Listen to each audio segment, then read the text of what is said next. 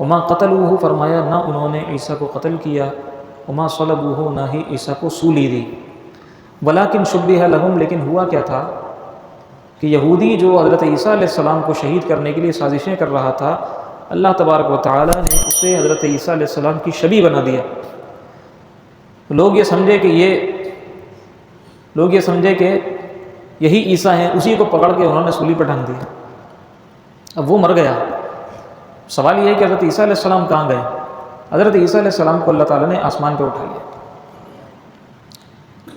وما قتلوہ وما صلبوہ ولکن شبہ لہم، بالکل واضح الفاظ میں فرمایا نہ تو حضرت عیسیٰ کو قتل کیا گیا نہ ان کو سولی دی گئی، ولکن شبہ لہم، لیکن انہی میں سے ایک کو حضرت عیسیٰ کی مشابہ بنا دیا،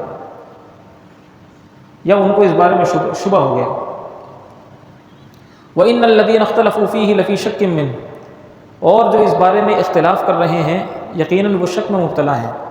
مَا لَهُمْ بِهِ مِنْ عِلْمٍ إِلَّا اتِّبَاعَ الظَّنِّ، کسی کے پاس بھی پکا علم نہیں ہے سوائے اپنے اٹکل پچو کے، سوائے اپنے گمان کے، بس اپنے ذہن میں جو بات آ گئی ہے، جو بات مشہور ہو گئی سنتے چلے آ رہے ہیں، اور جو اٹکل پچو اپنے حساب کتاب میں انہوں نے ایک بات طے کر لی ہے، بس وہی بات بیان کرتے رہتے ہیں۔ وما قتلوہ یقینا، پھر قرآن نے دوبارہ کہا کہ یہ بات یقینی ہے، نوٹ کر لو، حضرت عیسیٰ کو انہوں نے قتل نہیں کیا۔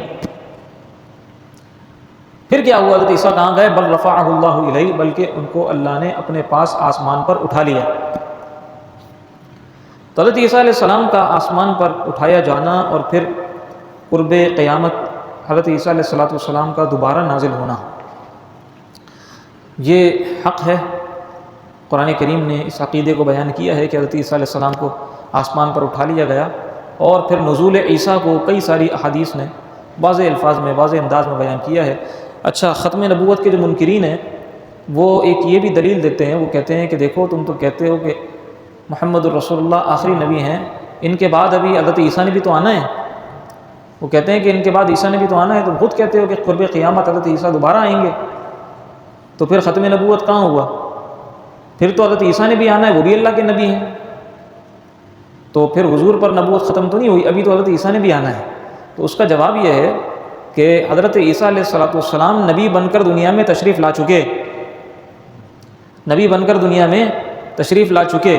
اب ان کی نبوت کا جو سلسلہ تھا، یعنی جس آپ کہیں کہ جو وہ پرچار کر رہے تھے، جو ان کی تعلیمات تھیں، وہ تعلیمات کا سلسلہ اب ختم، اب منقطع ہو گیا۔ جب قرآن آ گیا تو قرآن نے آ کے پچھلی تمام تعلیمات کو منسوخ کر دیا۔ جب دین اسلام آ گیا، دین اسلام کو اللہ نے پسند فرما لیا۔ ان الدین عند اللہ الاسلام، الیوم اکملت لکم دینکم واتممت علیکم نعمتی، یہ ساری آیات اس بات پر بالکل واضح ہیں کہ دین اسلام آنے کے بعد اب قرآن کی کوئی تعلیم نہیں چلتی، اب قیامت تک صرف یہی دین چلے گا۔ تو اب جو حضرت عیسیٰ علیہ السلام آئیں گے، وہ اپنی انجیل کی تبلیغ اور ترویج نہیں کریں گے، بلکہ وہ قرآن ہی کی تعلیمات کو آگے بڑھائیں گے۔ لہٰذا اب اپنی نبوت کو جس نبوت کے ساتھ وہ آئے تھے، اب اس نبوت کا پرچار وہ نہیں کریں گے، وہ سلسلہ وہاں منقطع ہو گیا، ختم ہو گیا۔ نبی علیہ السلام پر سلسلہ نبوت بھی، سلسلہ رسالت بھی ختم ہوا۔ اب جو حضرت عیسیٰ علیہ السلام آئیں گے تو وہ امتی کی حیثیت سے اب نبی علیہ السلام کی تعلیمات کو ہی آگے پہنچائیں گے۔ تو معلوم یہ ہوا کہ ختم نبوت پر یہ دلیل، بھونڈی دلیل دینا ختم نبوت کے خلاف، یہ دلیل دینا یہ بالکل حماقت ہے، اور اس میں کسی قسم کی آپ کہیں کہ کوئی بھی اس میں معقولیت نہیں ہے۔ باہر کیف وہ ایک منظر ہوگا، بندہ تصور کرے کیا منظر ہوگا، سبحان اللہ، دل چاہتا ہے کہ کاش اپنی آنکھوں سے ہم وہ نظارہ دیکھیں۔ اگرچہ وہ بہت مشکل دور ہوگا، دجال کا دور ہوگا، اس دور میں جو ہے وہ ایمان بچانا اور ایمان کے ساتھ کھڑے رہنا، حق کے ساتھ کھڑے رہنا، حق کے صف میں شامل رہنا، یہ کوئی آسان کام نہیں ہوگا۔ یہاں تک کہ نبی علیہ السلام نے فتنہ دجال سے پناہ مانگی، لوگوں کو اللہ کے رسول نے تعلیم دی، ترغیب دی کہ فتنہ دجال سے پناہ مانگو۔ سورہ کہف ہر جمعے تعلیم فرمائی، تلقین فرمائی کہ ہر جمعے سورہ کہف پڑھا کرو، سورہ کہف کی ہر جمعے تلاوت کرنے والے کو اللہ تعالیٰ فتنہ دجال سے محفوظ رکھے گا۔ اور اللہ کے رسول نے یہ تعلیم فرمائی کہ جب دعا کیا کرو فتنہ دجال سے پناہ کی بھی دعا کیا کرو، کہ اتنا زبردست، اتنا خطرناک فتنہ ہوگا کہ بڑے بڑے ایمان والے بہک جائیں گے اور جناب اس کی طرف مائل ہو جائیں گے، اور اس کے جو ہے نا وہ فتنے میں گرفتار ہو جائیں گے۔ اتنا خطرناک فتنہ ہوگا، اچھوں کو یہ لرزار دے گا، سوائے اس شخص کے کہ جس پر اللہ کا فضل ہو، سوائے اس پر کہ جس پر اللہ کا کرم ہو۔ بس وہ بچے گا۔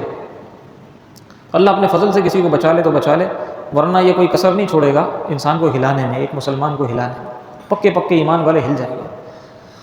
بہر کیف تو یہ دجال آ چکا ہوگا، ظاہر ہو چکا ہوگا۔ حضرت امام مہدی جو مسجد شام ہے اس میں نماز کی امامت کر رہے ہوں گے، بس امامت کے لیے آگے جا رہے ہوں گے، حضرت عیسیٰ علیہ السلام کا نزول ہو جائے گا، آسمان سے فرشتوں کے پروں پر ہاتھ رکھے حضرت عیسیٰ آسمان سے زمین پر آ رہے ہوں گے، بالوں سے پانی ایسے ٹپکتا ہوگا کہ گویا موتی ہو، اور جیسے ابھی نہا کر آ رہے ہیں۔ کیا وہ لمحہ ہوگا جو اپنی آنکھوں سے حضرت عیسیٰ کو دیکھیں گے، سبحان اللہ، کیا خوبصورتی حضرت عیسیٰ علیہ السلام کی، اور کیا وہ لمحہ ہوگا جو لوگ حضرت عیسیٰ علیہ السلام کو بھی دیکھیں گے، حضرت امام مہدی کے لشکر میں شامل ہو کر جہاد کریں گے اور جناب دجال کے ساتھ قتال کریں گے۔ تو اللہ اگر ہمیں رکھے، ہماری نسلوں کو رکھے، تو امام مہدی کے لشکر میں رکھے، حضرت عیسیٰ علیہ السلام کے حواریوں میں رکھے، اللہ تعالیٰ ہم سب کو دجال کے فتنے سے محفوظ فرمائے۔ تو قرب قیامت نزول عیسیٰ ہوگا، بات یہ چل رہی تھی حضرت عیسیٰ علیہ السلام کو آسمان پر بلند کر لیا جائے گا۔ اس کے بعد ان کا جو عقیدہ ہے تثلیث کا عقیدہ، تین خداؤں کو ماننے کا عقیدہ، حضرت عیسیٰ علیہ السلام کو خدا مانتے ہیں، حضرت عیسیٰ کی والدہ کو خدا مانتے ہیں، اور اسی طریقے سے اللہ رب العزت کو خدا مانتے ہیں، اللہ کے ساتھ ان دونوں کو شریک بھی مانتے ہیں۔ تو تین خداؤں کا تثلیث کا ان کا عقیدہ ہے، اس کا زبردست طریقے سے قرآن کریم نے رد کیا۔ اس کے بعد وراثت کا ایک اہم مسئلہ کلالہ کہتے ہیں اس شخص کو کہ جس کا انتقال ہو، اس کے آگے پیچھے کوئی نہ ہو، اس کی وراثت کس طرح تقسیم ہوگی، اس کا مسئلہ قرآن کریم نے بیان کیا۔ پھر سورہ مائدہ شروع ہو جاتی ہے۔ سورہ مائدہ میں فرمایا کہ یا ایھا الذین آمنوا اوفوا بالعقود، اے ایمان والو اپنے وعدوں کی پاسداری کیا کرو۔ وعدوں کی پاسداری کا حکم دیا۔ آگے چل کر جو جانور حرام کیے گئے ہیں ان کا ذکر کیا، جو طبعی موت مر جائے، جو گر کر مر جائے، ٹھیک ہے، مختلف انداز سے مختلف طریقوں سے جو جانور مر جائے اور اس کو ذبح نہ کیا گیا ہو، یا اگر اس کو ذبح کیا گیا ہو تو اس کو بتوں کے اوپر جا کر ذبح کیا گیا ہو، غیر اللہ کے نام پر ذبح کیا گیا ہو، ٹھیک ہے، ان سب جانوروں کا ذکر ہوا۔ اسی طرح خنزیر کا ذکر ہوا، اسی طرح مردار کے خون کا ذکر ہوا۔ یہ سب کھانا پینا جائز نہیں ہے۔ تو غیر اللہ کے نام پر جو جانور ذبح کیا گیا ہو، اس جانور کے کھانے سے اللہ تبارک و تعالیٰ نے منع کیا ہے۔ لوگ اس سے یہ سمجھتے ہیں کہ اگر کوئی کھانا رکھا ہوا ہے اس پر اللہ کا نام کسی نے پڑھ لیا تو وہ کھانا حرام ہو جاتا ہے۔ الامان والحفیظ، اس سے یہ بات کہاں معلوم ہوتی ہے؟ یہ تو بالکل دونوں مختلف باتیں ہیں۔ جانور پر غیر اللہ کا نام پڑھ کر اس کو ذبح کرنا، وہ لوگ کیا کرتے تھے؟ وہ لوگ یہ کرتے تھے، بتوں کے نام پر جانوروں کو ذبح کرتے تھے۔ وہ کہتے تھے اول الحبل، جیسے ہم کہتے ہیں بسم اللہ اللہ اکبر، وہ کہتے تھے اول الحبل، حبل کا نام بڑا ہو، حبل ایک بت تھا، وہ کہتے تھے حبل کا نام بڑا ہو۔ ہم کہتے ہیں اللہ کا نام بڑا ہو، ہم کہتے ہیں اللہ اکبر، وہ کہتے تھے اول الحبل، حبل کا نام بڑا ہو۔ تو اس کو قرآن نے منع کیا ہے کہ بتوں کے نام پہ جو تم ذبح کرتے ہو، اول الحبل کہہ کے جو تم ذبح کرتے ہو تو جانور حرام ہو جاتا ہے۔ حرام جانوروں کا ذکر چل رہا ہے۔ حرام جانوروں کے ذکر میں فرمایا کہ غیر اللہ کا نام، یعنی حبل کا نام، بتوں کا نام اگر تم نے ان کو ذبح کرتے وقت پکار دیا تو جانور حرام ہو جائے گا، یہ ذکر چل رہا ہے۔ اس سے بعض لوگ یہ نتیجہ نکالتے ہیں کہ اگر کھانا رکھا ہوا ہے اور اس پر اللہ کا نام پڑھ کر پکار دیا اور کسی اور کو اس کو ایصال ثواب کر دیا تو یہ کھانا حرام ہو جائے گا۔ دونوں بالکل مختلف باتیں ہیں، بالکل دونوں باتوں کے اندر تضاد ہے، اور کسی بھی قسم کا آپ کہیں کہ ان کے اندر کوئی بھی قدر مشترک نہیں، بلکہ کھانے پر اللہ کا نام پڑھنا یہ تو خود صحابہ سے ثابت ہے۔ حضرت انس بن مالک رضی اللہ تعالیٰ عنہ خود قرآن کریم مکمل فرمایا کرتے تھے، پھر کھانا آپ سامنے رکھتے تھے، لوگوں کے اندر کھانے کو تقسیم فرمایا کرتے تھے۔ تو یہ ایک الگ بات ہے، کھانے میں جب اللہ کا نام پڑھا جائے گا تو کھانے میں برکت ہی ہوگی، کھانا حرام کیسے ہوگا؟ عجیب بات ہے کہ کھانا اگر کسی بھی چیز پہ بسم اللہ پڑھ کے پھونک دیں تو اس چیز میں برکت ہوتی ہے، وہ حرام ہوتی ہے۔ تو اسی طرح اگر کھانے پر کسی نے اللہ کا نام پڑھ کے پھونک دیا تو بجائے اس کے کہ وہ حرام ہو، اس کے اندر تو برکت ہوتی ہے۔ تو یہ جو ذکر چل رہا ہے، یہ ذکر چل رہا ہے غیر اللہ کے نام پر جانوروں کو ذبح کرنے کا، ٹھیک ہے نا۔ تو دو مختلف باتیں ہیں، دو مختلف مسائل ہیں، یہاں بعض لوگوں کو مغالطہ ہوتا ہے، اس مغالطے کو درست کرنے کی ضرورت ہے۔ آگے چل کر اللہ تبارک و تعالیٰ نے یہ مسئلہ بیان فرمایا کہ جب تم نماز کے لیے کھڑے ہو تو اس وقت تم شراب کی حالت میں نہیں ہو، تم جو ہے وہ کسی ایسی حالت میں، اچھا شراب کی حرمت کا جو حکم ہے یا جو احکام ہیں وہ بتدریج نازل ہوئے۔ پہلے شراب کی آپ کہیں کہ لوگوں کے اندر برائی کو بیان کیا گیا، شناعت کو بیان کیا گیا، اس کے بعد اللہ تبارک و تعالیٰ نے فرمایا کہ جب تم نماز کے لیے کھڑے ہو تو اس وقت شراب مت پینا، ٹھیک ہے، یہ دوسرے درجے کا حکم تھا۔ پھر تیسرے درجے میں بالکل شراب، یا ایھا الذین آمنوا انما الخمر والمیسر والانصاب والازلام رجس من عمل الشیطان فاجتنبوہ لعلکم تفلحون۔ اسی طرح جو ہے وہ جب حرام اشیاء کا ذکر فرمایا تو اس کے اندر شراب کا بھی ذکر فرمایا۔ تو یہ دوسرے درجے کا حکم کہ جب تم نماز کے لیے کھڑے ہو تو اس وقت تم حالت شراب میں نہ ہو، ٹھیک ہے نا۔ تو اس کو کوئی بنیاد بنا کر یہ نہ کہے کہ بھائی ویسے تو شراب پینا جائز ہے لیکن نماز سے پہلے شراب پینا جائز نہیں ہے، ٹھیک ہے نا۔ تو قرآن کا ترجمہ کرنے والا یا قرآن کا درس دینے والا یا قرآن کو سمجھنے والے کے لیے یہ بھی ضروری ہے کہ اس کو یہ پتہ ہو کون سا حکم منسوخ ہے اور اس کا ناسخ کیا ہے، پہلا حکم کون سا تھا، بعد میں کون سا حکم آیا ہے۔ بعض لوگ جو ہے وہ ان کو شوق ہوتا ہے قرآن کا درس دینے کا، بعض لوگوں کو شوق ہوتا ہے قرآن کا ترجمہ کرنے کا، عالم نہیں ہوتے، ان کو پتہ ہوتا نہیں ہے ناسخ کیا ہے منسوخ کیا ہے، وہ ترجمہ کرنا شروع کرتے ہیں، قرآن کا درس دینا شروع کرتے ہیں، وہ جناب حکم کیا ہے اس کو بیان کیا کر دیتے ہیں، کچھ کا کچھ کر دیتے ہیں، پھر خود بھی گمراہ ہوتے ہیں، پہلے پڑھ کے خود گمراہ ہوتے ہیں، پھر لوگوں کو وہ گمراہ کر دیتے ہیں۔ وہ سمجھتے ہیں کہ ہم بڑا اچھا کام کر رہے ہیں، لیکن سب سے پہلے قرآن کریم کے اوپر آپ کہیں کہ معانی پر، مضامین پر، آیات کے اوپر ان کو کم از کم اتنی دسترس تو ہونی چاہیے کہ جو مسئلہ بیان کر رہے ہوں وہ درست بیان کر رہے ہیں۔ یہ تو کوئی بھی دعویٰ نہیں کر سکتا کہ قرآن کے سارے معانی، سارے مفاہیم اس نے بالکل درست انداز میں جان لیے ہیں۔ قرآن کی اتنی گہرائی ہے، جتنا پڑھتے جاتے ہیں اتنا جو ہے وہ قرآن منکشف ہوتا جاتا ہے، لیکن بیان کرنے کے لیے کم از کم اتنا معلوم ہونا ضروری ہے کہ کیا حکم پہلے کا ہے، کیا حکم بعد کا ہے، کیا بیان کرنا ہے، کیا بیان نہیں کرنا۔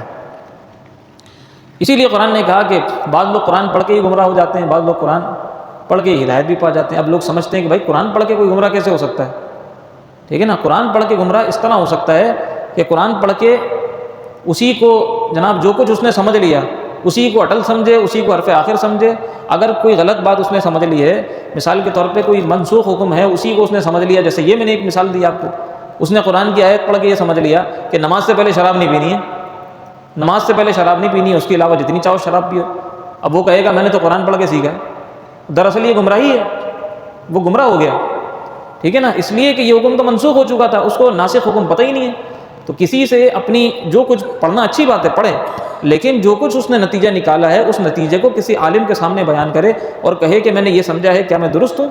اگر وہ کہیں کہ ہاں درست تو پھر تو ٹھیک ہے، ورنہ ظاہر ہے کہ ہر ایک کی اپنی فیلڈ ہوتی ہے۔ ایک شخص جو عالم بنتا ہے بڑی محنت سے بنتا ہے، بڑا وقت لگا کے بنتا ہے۔ کوئی شخص یہ سمجھے کہ میں جو ہے نا وہ قرآن ویسے ہی پڑھ کر میں بھی سمجھ سکتا ہوں، اس میں کون سی کوئی مشکل بات ہے۔ ظاہر ہے کہ ہر ایک کا اپنا میدان ہوتا ہے، اس کا اپنا میدان ہوگا، کوئی انجینئر ہوگا، کوئی ڈاکٹر ہوگا، کوئی کچھ ہوگا، اس کا اپنا میدان ہے، اسی میں اس نے محنت کی ہے، اسی میں اس نے ڈگری لی ہے۔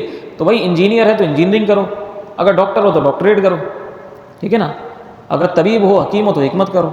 ہاں قرآن پڑھنے کا شوق ہے بالکل پڑھو، لیکن اپنی جو بھی نتیجہ نکلا ہے اس کو حرف آخر مت سمجھو، ورنہ پھر یہ مسائل ہوتے ہیں، ٹھیک ہے نا۔ تو جس نے زندگی لگائی ہے، بچپن جوانی اور اتنی کتابیں پڑھی، اتنی تفاسیر پڑھی، احادیث کا مطالعہ کیا، ظاہر ہے کہ وہ کسی محنت سے کسی نتیجے پر پہنچ رہا ہوتا ہے۔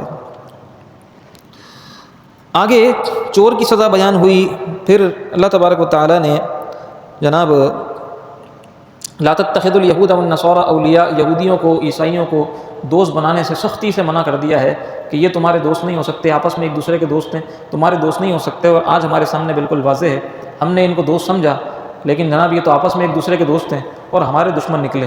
تو یہ بات تو قرآن نے کب کی بیان فرما دی تھی، لیکن کاش کہ ہم سمجھتے۔